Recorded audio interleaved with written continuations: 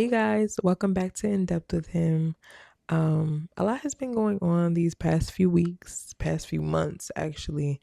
But we're back. We're back. And today's topic has been on my heart for a while. I've been meaning to make this video, but we're making it now. So today we're gonna be talking about obedience, um, or disobedience, actually. And what happens when you disobey.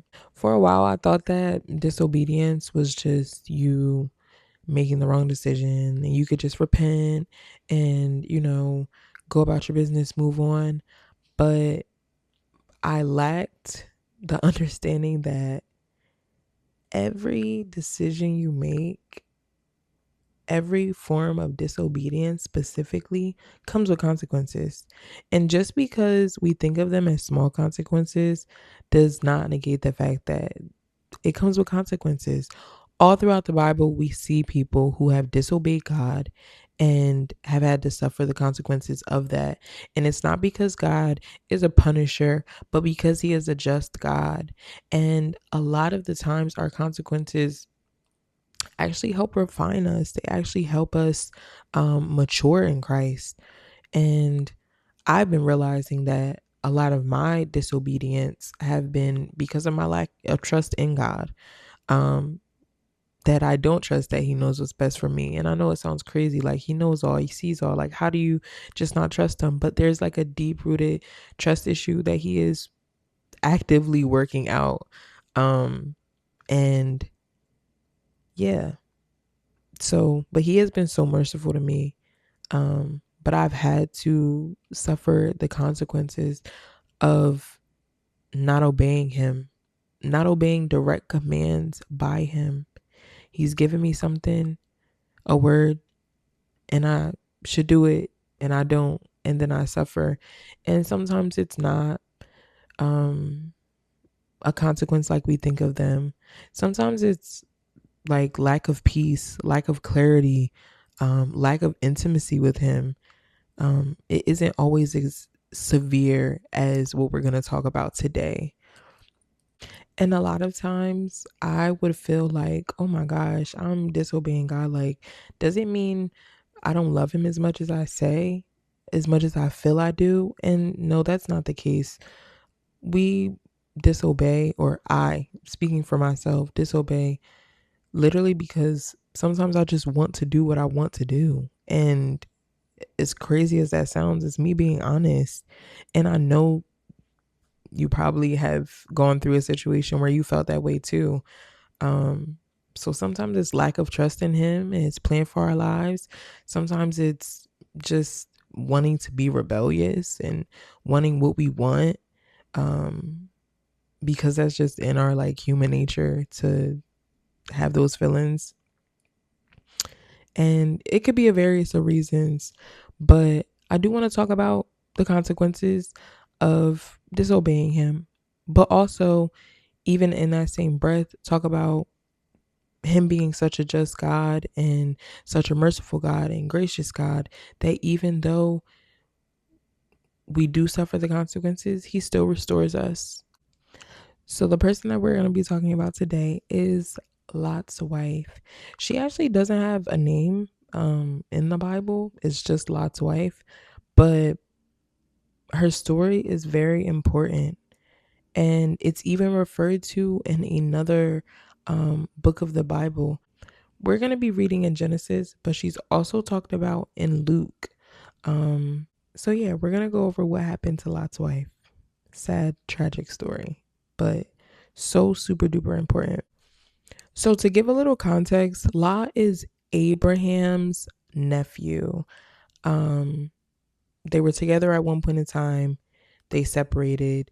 Lot went to a place that was a little ways away from a place called Sodom and Gomorrah. He eventually moved closer, and then he moved even closer and was in the middle, in the heart of Sodom and Gomorrah. Sodom and Gomorrah was a evil place, to say the least. The people there were depraved. Sin was abounding. Just they were not a good people. And the Lord wanted to destroy the city. He wanted to destroy it. Abraham actually went back and forth with the Lord, asking like, okay, if you find 50 people there who are righteous, like, can you just not destroy it? Like, can you just, not destroy it? And there weren't 50 people that were righteous there. So the number dwindled and dwindled and dwindled. Abraham asked, if it's 50, can you like spare them? If it's 40, if it's 30, went down until he got to 10. And the Lord said, if there's 10 righteous people there, I will spare them. And guess what? There weren't. So then we go back to Lot. And we're going to be starting in Genesis. It's going to be 19. I'm going to be reading in the New King James Version. All right. Now the two angels came to Sodom in the evening, and Lot was sitting in the gate of Sodom. When Lot saw them, he rose to meet them, and he bowed himself with his face toward the ground. And he said, "Hear now, my lords, please turn into your servant's house and spend the night, and wash your feet, then you may rise early and go on your way." And they said, "No, but we will spend the night in the open square." So the angels were not going to stay in Lot's house. They were going to stay, outside of Lot's house. But he insisted strongly, so they turned into him and entered his house. Then he made them a feast and baked unleavened bread, and they ate. Now before they lay down, the men of the city, the men of Sodom, both old and young, all the people from every quarter surrounded the house. So all of these men came to Lot's house. And they called to Lot and said to him, "Where are the men who came to you tonight? Bring them out to us so that we may know them carnally." Now, anytime you see know them in the Bible, that means that they had sex. This is exactly what these men, old and young, in the quarter, wanted to do to these men, to these guests that were in Lot's home. So Lot went out to them through the doorway, shut the door behind him, and said, "Please, my brethren, do not do so wickedly. See, now I have two daughters who have not known a man. Please let me bring them out to you, and you may do to them as you wish. Only do nothing to these men, since this is the reason they have come under the shadow of my roof."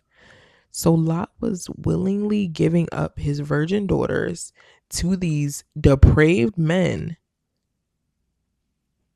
That's a story in its own, but it goes to show the mindset of being in a place like this. This is where they have lived. They're used to these people. We can gain that from the context of them moving closer and closer into the city. They're used to them. Comfortable, to say the least. And they said, "Stand back." Then they said, "This one came in to stay here, and he keeps acting as a judge. Now we will deal worse with you than with them." So they're talking to Lot, saying this, that they're going to do worse to him than they are going to do, or were going to do, to the angels. So they pressed hard against the man Lot and came near to break down the door. But the men reached out their hands and pulled Lot into the house with them and shut the door. And they struck the men who were at the doorway of the house with blindness, both small and great, so that they became weary trying to find the door. Crazy. Then the men said to Lot, "Have you anyone else here? Son-in-law, your sons, your daughters, and whoever you have in the city, take them out of this place." So this is the angels telling Lot to, like, get your family and go. "For we will destroy this place, because the outcry against them has grown great before the face of the Lord, and the Lord has sent us to destroy it." So the angels were actually sent there to destroy it. Yeah, because there were not even 10 righteous people in Sodom and Gomorrah. So Lot went out and spoke to his sons-in-law who had married his daughters and said, "Get up, get out of this place, for the Lord will destroy this city." But to his sons-in-laws, he seemed to be joking, so they didn't think he was serious. And, warning comes before destruction. So, and this is verse 15. When the morning dawned, the angels urged Lot to hurry, saying, "Arise, take your wife and your 2 daughters who are here, lest you be consumed in the punishment of the city." And while he lingered, the men took hold of his hand, his wife's hand, and the hands of his 2 daughters, the Lord being merciful to him, and they brought him out and set him outside the city. So it came to pass when they had brought them outside that he said, "Escape for your life. Do not look behind you, nor stay anywhere in the plain. Escape to the mountains, lest you be destroyed." So this is them giving the command to not turn around, not look back. Go to the mountains so you're not destroyed, because we are destroying this whole city. Then Lot said to them, "Please know, my lords, indeed now your servant has found favor in your sight, and you have increased your mercy which you have shown me by saving my life. But I cannot escape to the mountains, lest some evil overtake me and I die. See now, this city is near enough to flee to, and it is a little one. Please let me escape there, and my soul shall live." And he said to him, "See, I have favored you concerning this thing also, in that I will not overthrow this city for which you have spoken. Hurry, escape therefore. I cannot do anything until you arrive there." So he didn't want to go to the mountains. He was very hesitant about that. And interpreters of the Bible say it's for different reasons. It really just shows like the hesitancy, the human hesitancy that we have when we're given a command or something and we can't see the outcome of it. And he didn't want to go there. He wanted to go to a place that he felt more comfortable, and God being gracious allowed him to go to the place that he wanted to go to. Therefore the name of the city was called Zor. The sun had risen upon the earth when Lot entered Zor. Then the Lord rained brimstone and fire on Sodom and Gomorrah from the Lord out of the heavens. So he overthrew those cities, all the plain, all the inhabitants of the cities, and what grew on the ground. So everything was destroyed. Every single thing was destroyed. 26. But his wife looked back behind him, and she became a pillar of salt. And a lot of interpreters believe that it's not stated here in the Bible that she longed for Sodom and Gomorrah. But a lot of interpreters of the text believe that there was a longing for her old lifestyle. And that's backed up by Luke 17:31. And I'll actually go read that. It says, "In that day, he who is on the housetop and his goods are in the house, let him not come down to take them away. And likewise, the one who is in the field, let him not turn back. Remember Lot's wife. Whoever seeks to save his life will lose it, and whoever loses his life will preserve it." And that's Jesus directly speaking. But regardless if she longed for the lifestyle, the comfortability of being in Sodom and Gomorrah because they were there for an allotted time, and were accustomed to the lifestyle. Not saying that they were abiding in that lifestyle of the city, but they were there. Um, they were in the midst of them. So there is a comfortability where you spend time at. But regardless of all that, she still disobeyed the command that was given to not look back. And because of that, she became a pillar of salt. And when we think of salt, we think of preservation. We use it for flavor, but we also know that it preserves meat. And she literally stagnated herself in time.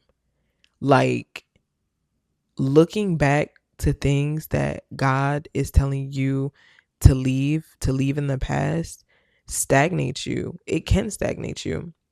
Same thing with just disobeying him in general, not even just with Lot's wife, but disobeying him with any command. It can lead to consequences. Like I said, maybe not as severe as turning into a pillar of salt, but maybe, who knows? Who knows? Um, but there's just a demise that comes. And if you don't know the definition of demise, it's basically either death or permanent end to something. And when we keep looking back and we keep disobeying him, it can lead to the end of a lot. It really can. Peace of mind, clarity, we really do lose intimacy with him consistently disobeying him. And we know that it's important um, to leave things behind because Jesus specifically said, remember Lot's wife. He could have said, remember anybody, but he wants us to remember that she looked back, turned into a pillar of salt because of her disobedience. So it shows the importance of that. It shows the importance of obeying. And when we look at it from a standpoint of God does know best, God does see things from beginning to end, or end to beginning. He knows everything. He knows all. He sees things we don't see. He hears conversations that we don't hear. And sometimes him uh, most times when things don't work out, it is because of his protection. He wants to protect us from things that we can't see, or don't know about. And I can honestly say this from experience. I was given instruction, I didn't obey, and there was nothing that happened immediately, but over time, I lost. Ended up feeling like I lost myself over things that could have been prevented had I obeyed him from the beginning, trusting him, loving him enough to obey, not obeying him because I think that he's going to love me more because I obey. No, but obedience to him as a result of his love for me. And just because we trust him and his character, and knowing that his way is better than ours, always. So I really just want this to serve as a warning of being disobedient, not to scare you, like I said, but just to encourage you to seek him more. If you're having trust issues with him, or trusting the relationship, or trusting his plan, spend more time with him, be in your word, pray, ask for understanding and clarity. And even if you don't understand, still obey, because eventually you will see that he protected you from so much and he has your best interest at heart. He loves us. And it always leads me back to Jeremiah 29:11, in the NIV version. For I know the plans I have for you, declares the Lord, plans to prosper you and not to harm you, plans to give you hope and a future. He plans to give us hope and a future, so we can trust that obeying his commands and obeying what he's telling us to do um, will lead us to this future that he has in store for us. As we close, I just want to leave you guys with a question. Like, what is God asking you to leave behind? Maybe it's a relationship, maybe it's a habit, maybe it's fear, or unforgiveness. It could be anything. Whatever it is if God is asking you to let it go, it's not out of him not wanting good for you. It's not him wanting to take something from you. It's because he's leading you into something greater, into something better. We have the choice today to trust his voice, even when his instructions don't make sense. We can trust God's voice, or we can trust our feelings. We can trust what was behind us that we more than likely already see the outcome of, or we can trust the plan, trust the unknown that he has in store for us, because we know that he means good for us. So, my prayer today is that you have the courage and faith to trust in him and his plan for your life, that we stop looking behind us and we look forward, and that we don't get so caught up and attached to yesterday that we forget about what God is doing today and what God is doing tomorrow and what he has in store. So thank you so much for joining me. I'm so happy you could be here and go in depth with him today. If this message touched you, or spoke to you in any way, I would just encourage you to go to God, speak to him, pray with him, and ask him, is there anything that I'm still looking back at? Is there anything that I'm still attached to that you want me to let go of? So he can reveal these things to you. And yeah, that's all I have for today. I enjoyed this so much, and thank you for watching.